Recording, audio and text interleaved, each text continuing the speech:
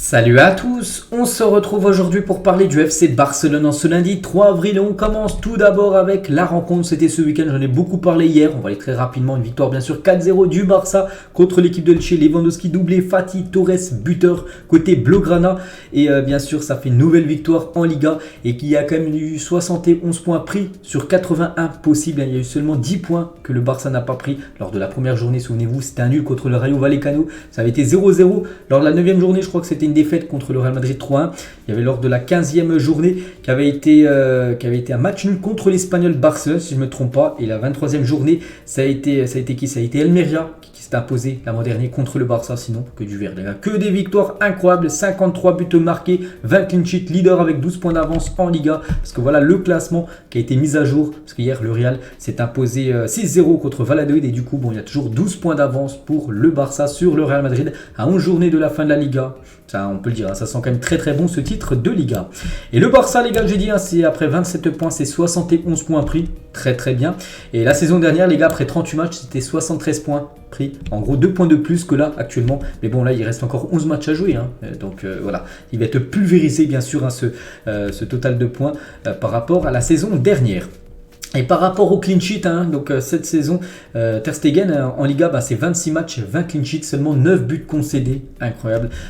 Cette saison énorme qu'est en train de réaliser Ter Stegen. Et Ter Stegen encaisse en moyenne 0,33 buts par match en Liga jusqu'à présent cette saison. Donc Francisco Linao et Jan Oblak partagent actuellement le plus faible pourcentage de buts encaissés par match de l'histoire d'une saison complète de la Liga avec 0,47 buts concédés par match. C'est le record, les deux. Et du coup, Ter Stegen est actuellement à 0,33. Donc en gros, il pourrait pulvériser aussi ce record du nombre de buts si peu encaissés lors d'une saison des deux autres gardiens que j'ai dit juste avant.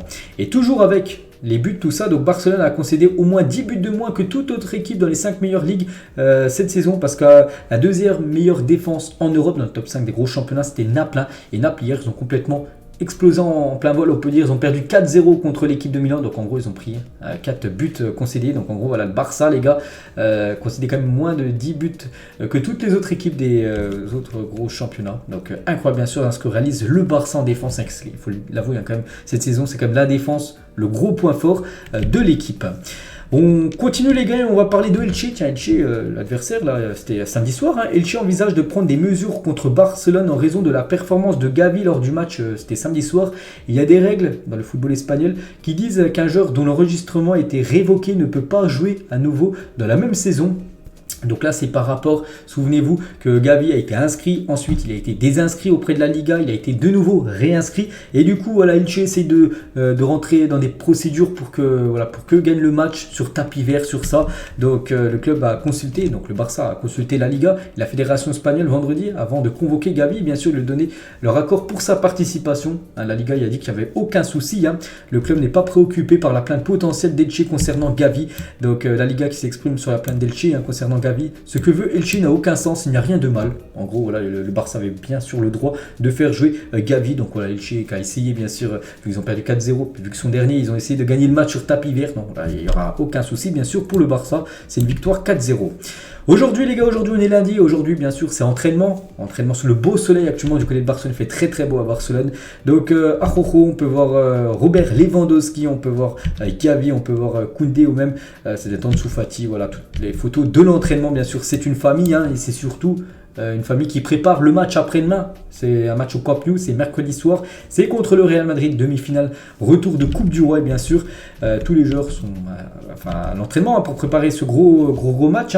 Et la une du journal sport aujourd'hui, Lewandowski prêt pour le Classico. Voilà, ça fait la une de ce journal. Et ce Classico, ça fait la une également du journal Mundo Deportivo à 2 Dias. Donc en gros à 2 jours de ce Barça Real Madrid. Et ça fait bien sûr la une aussi de ce journal aujourd'hui. Et concernant cette rencontre après-demain, donc Frenkie de Jong rejoindra l'entraînement du groupe demain, donc c'est aujourd'hui maintenant. Il est possible qu'il se force à jouer contre Madrid compte tenu de l'importance du match. Cependant, tout dépendra de ses sentiments. Donc c'est Sport qui dit ça. Et il y a un journaliste, les gars, que je vous cite souvent, un fan, Ravi Miguel, qui dit de Jong sera absent pour 15 jours de plus en gros. Donc voilà, s'il est absent encore 15 jours, il peut bien s'entraîner aujourd'hui, mais bon voilà, ça ne fera pas l'affaire. Il ne pourra pas bien sûr participer au match après-demain s'il est encore absent 15 15 jours, Frenkie de Jong. Donc pour l'instant, voilà, c'est les seules infos que j'ai. On en saura beaucoup plus demain si c'est possible ou non sa participation, mais ça sent pas bon quand même pour Frenkie de Jong, il devrait être forfait après-demain. On va parler aussi d'Ansu Fati. Donc le Barça espère qu'après le but d'avant-hier d'Ansu Fati, donc Fati oubliera les rumeurs concernant son départ, les paroles de son père et retrouvera la confiance qui lui manquait ces derniers mois. C'est vrai qu'il a eu quelques jours là très... que ça a bougé beaucoup bien sûr pour Fati, l'interview de son papa, les rumeurs de départ bien sûr de lui et son but qui lui fait beaucoup de bien bien sûr lors du match contre Elche. Et n'oubliez pas la dernière fois qu'il avait marqué toute compétition confondue, ça remontait il y a quasiment 4 mois, c'était le 19 janvier dernier. Donc il a retrouvé le chemin défilé Ansu Fati. Et toujours avec lui depuis février, là, donc depuis on va dire 2 mois, Fati travaille sur un programme supplémentaire de force et d'endurance 2 fois par semaine. En gros, 2 fois par semaine, il fait une séance de travail supplémentaire de force, en gros, pour gagner de la masse musculaire, pour qu'il soit plus solide, on va dire, sur ses appuis, le jeune espagnol. Concernant toujours le match contre le Real, donc Araujo qui a complètement récupéré un jouera comme arrière droit contre le Real Madrid. Comme souvent, il sera bien sûr dans le même couloir que Vini. Ce sera même chose après-demain. Donc Koundé sera accompagné d'Alonso. Donc Koundé et Marcos Alonso devraient être les 2 défenseurs centraux. Et à gauche, ça devrait être Baldé. Donc voilà la défense. Baldé, Koundé, Marcos Alonso et Araujo, défenseur droit. N'oubliez pas que Christensen est forfait pour la rencontre. Et l'arbitre du match, pour l'instant, c'est pas encore officiel. Mais voilà, José Maria Sanchez Martinez est le favori pour arbitrer le Classico. On le connaîtra peut-être dans la journée ou peut-être demain. Ce sera qui officiellement le référé, l'arbitre de cette rencontre. Et pas de tifo prévu au Camp Nou lors du Classico. Il n'y aura pas un tifo spécial. En gros, rien de prévu. Bon, il y aura, bien sûr, le match sera à guichet fermé. Je crois qu'il n'y a déjà plus de place avant. Tout a été vendu très rapidement. Mais voilà, il y aura une grosse affluence, mais pas de tifo prévu après-demain. Et concernant les présidents, donc le Real Madrid n'a toujours pas reçu d'informations concernant la tenue ou non du dîner traditionnel entre Laporta et Pérez. Donc déjà les deux devaient dîner ensemble lors du dernier Classico en Liga. Ils n'avaient pas dîné à cause de l'affaire Negra. Ça devrait être la même chose les gars, pas de dîner prévu. C'est la seconde fois consécutive en Liga. Et là, la veille tout le temps ils dînent ensemble, Laporta et Pérez. Et ça doit être la même chose, ils ne devraient pas dîner ensemble à cause de l'affaire Negra. On va parler de Léo Messi, vous savez que Messi on en parle tous les jours parce que plus les jours passent et plus ça sent le retour de Messi. En plus avec ce qui se passe actuellement du côté de Paris, c'est très compliqué. Donc Messi hier jouait avec son équipe du PSG, ils ont perdu 1-0 contre Lyon. Et Messi est sifflé par le Parc des Princes, donc le public parisien. Donc il y a eu l'annonce bien sûr des compos d'équipe et quand le numéro 30 Messi a été annoncé par le speaker, donc il y a eu des sifflets. C'est la rupture totale entre Messi et l'équipe du PSG. Et Thierry Henry, il a dit, lui qui est consultant et ancien Blaugrana, il a dit Messi doit revenir à Barcelone par amour du football et à cause de la façon dont il est parti du jour au lendemain. Souvenez-vous cette conférence de presse où il était en larmes. Messi, pour Thierry Henry, il doit retourner du côté du FC Barcelone. Et je vous l'ai dit, plus les jours passent, en plus avec ce qui se passe actuellement, on voit pas du tout comment Messi prolongerait du côté de Paris.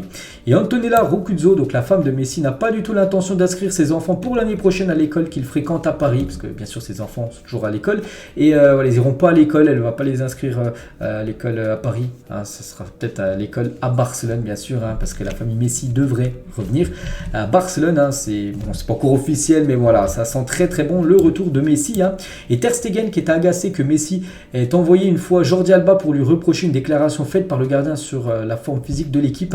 C'est pour cela que Marc a dit qu'il avait des différends avec Messi, mais ce sont des choses normales. Il y a beaucoup de respect entre les deux joueurs.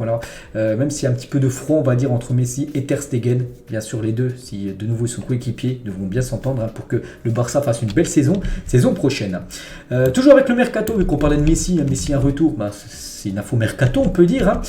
Concernant De Jong, les gars, Manchester United s'intéresse à des 2 joueurs plus De Jong, les gars. Donc voilà, De Jong sera encore sur les tablettes, on va dire, du côté de Manchester United, comme ça a été le cas l'été dernier. Ferran Torres ne veut rester qu'au Barça et le club prévoit avec lui la saison prochaine. Un coup il doit partir, un coup il doit rester. Pour l'instant, il devrait rester. À voir les gars, on verra bien sûr ce qui va se passer parce que des fois il y a des mercatos, des transferts qui se font en l'espace de quelques heures. Donc pour l'instant, on va voir. Pour l'instant, à l'instant T, le Barça prévoit de le conserver saison prochaine. Gundogan, les gars, le Barça s'est positionné sur Gundogan pour une arrivée libre cet été. Le club catalan voulait initialement Bernardo Silva, mais le club ne pouvait pas payer les 52 millions d'euros demandés par Manchester Manchester City. Et surtout que Gundogan est plus intéressant, surtout financièrement, vu qu'il arriverait libre. Entre un joueur qui coûte 50 millions d'euros, l'autre qui coûte 0 euros, voilà, le choix est vite tranché, on peut dire. Et bien sûr, Gundogan est l'option, on va dire, la plus crédible. Les négociations pour le renouvellement d'Alex Garrido, qui a participé à son premier match contre Elche, dont le contrat expire cet été, sont très avancées. Le club mise beaucoup sur lui, donc du coup, bien sûr, son contrat devrait être la prolonger très prochainement pour le jeune Alex Garrido. Ceferin, les gars, le président de l'UEFA, sur l'affaire Negreira, il a dit: je ne peux pas commenter le cas Negreira parce que nous avons une commission d'enquête sur le sujet et que je n'ai pas traité la question en détail. On m'a dit que la situation est très grave au point d'être l'un des plus importants jamais vus de ma vie. Scandale, l'affaire Negreira. Voilà ce que dit Ceferin. Bon, pour l'instant, il n'y a aucune preuve, voilà, que le Barça aurait payé Negreira pour que le Barça soit favorisé sur l'arbitrage. Donc pour l'instant, l'enquête est toujours en cours. Donc voilà, dès qu'il y a des infos en plus, je vous dirai bien sûr tout ça plus tard. Gavidowski, les gars, le duo en or. Gavi avec Lewandowski, ces deux joueurs qui sont des titulaires indiscutables du côté de l'équipe. Pedri, lui aussi, qui est un titulaire indiscutable dans l'équipe, malgré qu'actuellement il n'est pas titulaire vu qu'il est blessé. Gavi, une petite photo de lui avec sa grand-mère du côté de Barcelone. Si le mot domination était une photo, voilà, lors des grandes années du côté du Barça, même si actuellement ça va plutôt bien, surtout en national, enfin sur le territoire espagnol avec la Liga, tout ça. Mais avant, les gars, c'était, il n'y a pas qu'en Espagne, c'était en Europe ou le Barça, même dans le monde, parce qu'il remportait aussi la Coupe du Monde des clubs qu'on peut voir là en plein milieu. Donc là, c'était une Ligue des Champions, c'était une Coupe du Roi, c'était une Liga remportée, c'était tout. Le Barça raflait tout, alors bien sûr, des années 2009, 2010, 2011.